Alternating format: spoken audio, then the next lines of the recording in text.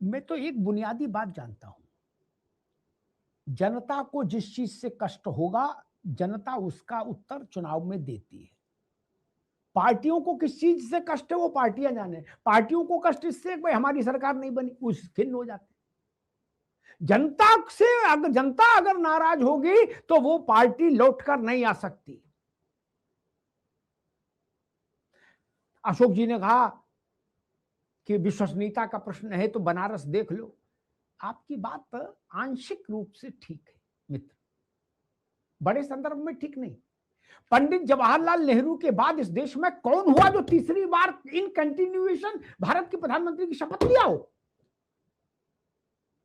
गजब बात है। इतने प्रधानमंत्री हो गए, दर्जन भर से ज्यादा प्रधानमंत्री हो लिए देश में। नेहरू और मोदी दो ही हैं जो तीसरे लगातार इन निरंतरता में शपथ लिए तीसरी बार। और आप कह रहे हो आप उनको मानी ना, बोले नहीं कुछ नहीं, ये कुछ नहीं। बोले इनसे अच्छे, इनसे ज्यादा बड़े नेता तुम्हारे माता प्रसाद पांडे। ऐसा नहीं है महाराज, कुछ तो हमको समझना पड़ेगा सिस्टम। दूसरी बात, एसआईआर का मुद्दा सुप्रीम कोर्ट में है। वो है ना कि हमरी ना मानो, गाना था ना, रंगरेजवा से पूछो जिसने ले ली ना दुपट्टा में हमारा, ऐसा क्या था कोई मेरा। इनकी ना मानो भाजपा वालों की, सुप्रीम कोर्ट की तो मानोगे ना भैया। वहां तो मुकदमा चल रहा, रोज सुनवाई हो रही है एसआईआर पर, फिर लोड क्यों ले रहे हो? बिहार का उदाहरण सामने है, कहा गया जी लाखों लोग बर्बाद हो गए, लाखों लोगों का नाम कट गए, वहां 4 लोग नहीं गए शिकायत करने। और एक बात और कहूंगा, इसी एसआईआर पर फिर दूसरी टिप्पणी करूंगा कि जो बात अभी रविंद्र बता रहे थे ना अशोक जी, इस पर भी चिंतन करिएगा। हमारा नाम 4 जगह था भगवान के आशीर्वाद से, 3 जगह कटा। हम आ गए, अशोक जी से हमने संपर्क किया, अशोक जी ने कहा आ जाओ, टीवी वालों को बुलवाते हैं। बोला देखिए हमारा था पता, हमारा पता ये है, गली नंबर 7 मकान नंबर 53 है, और हमारा नाम काट दिया जी, मेरे बाप का नाम बुलाकी दास। ये नहीं बताया कि हमने नोएडा में जुड़वा लिया ना, क्या और बाइट देके निकल लिया। ऐसा भी तो हो सकता है, कौन रोक लेगा? हाँ ये तो सच है कि 4 जगह नाम क्यों रहे, किसी को वोट दे या ना दे, 4 जगह नाम क्यों रहे? पता लगा 15 करोड़ वोटर है, उसमें पता लगा 3 करोड़ ऐसे ही थे, एक्चुअल वोटर 12 ही करोड़ है, क्योंकि आदमी जहां जहां रहा वहां नाम लिखवा लिया। मंदिर का प्रसाद समझ रहे हैं, वोट नाम वो चलने दो, जब मन होगा, मन की मौज वहीं डाल देंगे जाके ना जी। दूसरी बात मैं कहता हूं कि विपक्ष को ये बात तो स्वीकार करनी होगी कि संसदीय लोकतंत्र में आप उपयोगी हैं, विश्वसनीय हैं, लोकप्रिय हैं, इसका एकमात्र फैसला है वोट, परिणाम चुनाव का ना। इसके अलावा कोई दूसरा रास्ता ही नहीं है जानने के लिए कि भाजपा को लोग पसंद कर रहे हैं कि सपा को, कि बसपा को, कि कांग्रेस को। क्या सच नहीं है कि राहुल गांधी के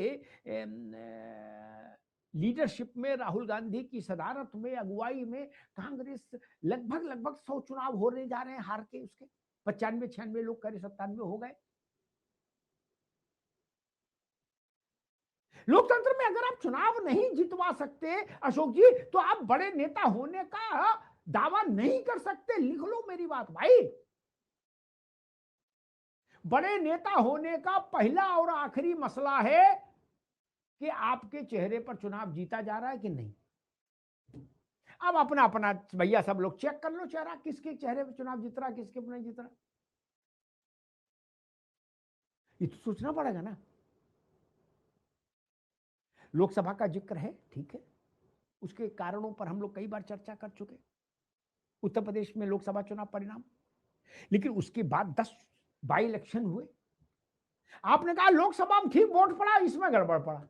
अरे वही पुलिस थी, वही बीएलओ था, वही मतदान केंद्र था, वही वोटर थे यार, जनता बाहर से थोड़ी ना आती है। हम ही वोट डालेंगे चुंगी से लेके और प्रधानमंत्री तक के चुनाव, अरे लोकसभा का अध्यक्ष के मेंबर तक के चुनाव में हमने उसको खारिज कर दिया। हमने कहा नहीं ये नहीं मानेंगे, हम पहले वाला मानेंगे। चलो हम तो कह रहे सब छोड़ो, 27 में फैसला हो जाएगा। ये बात सबको स्वीकार करनी चाहिए कि 27 में फैसला हो जाएगा।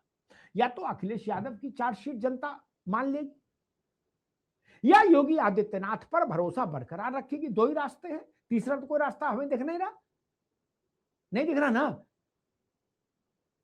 तब क्या हम इतना बड़ा दिल रखेंगे कि कहेंगे कि जनता ने ठीक फैसला किया, जनता ही जनार्दन है? नहीं ना।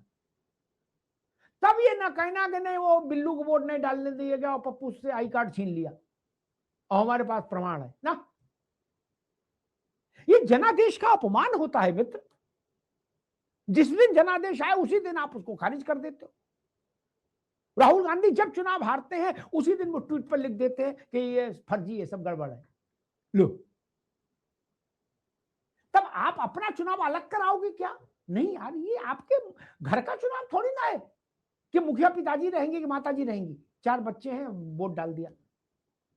देश का चुनाव तो एक व्यवस्था से होगा। और प्रधानमंत्री, एक बात कह के बात समाप्त करता हूं, प्रधानमंत्री भारत की संपूर्ण जनता के समर्थन से तो कभी नहीं बना। संपूर्ण जनता तो वोट ही नहीं डाली कभी। 26-27% पर भी देश में प्रधानमंत्री बन चुके हैं अशोक जी क्या?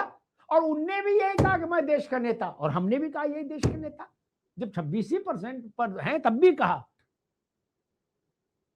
प्रधानमंत्री और मुख्यमंत्री अपने घर में नहीं बना सकता कोई माई का लाल, अच्छा लगे चाहे बुरा लगे। न लठेती से कब्जा हो सकता है इन पदों पर, इसलिए इन पदों का सम्मान होना चाहिए। मतभेद अच्छी बात है, नीतियों पर भेद अच्छी बात है, संघर्ष करिए अच्छी बात है। मैं तो आप लोगों से कहता भी हूं कि जेल जाइए, जेल भरो आंदोलन करिए,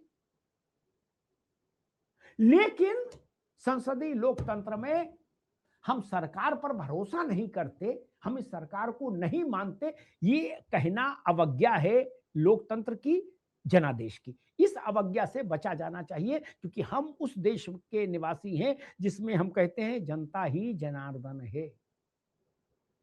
हम जनार्दन का रूप जनता में देखते हैं, इसलिए उसके जनादेश को, जैसे मैंने कहा कि पंडित नेहरू और नरेंद्र मोदी, 2 लोग इस मामले में भारत के बाकी प्रधानमंत्रियों से बहुत आगे हैं कि एक निरंतरता में 3 बार प्रधानमंत्री पद की शपथ।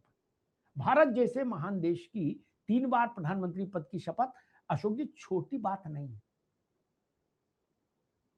लोग मुख्यमंत्री की लगातार दूसरी बार शपथ नहीं ले पाते क्या?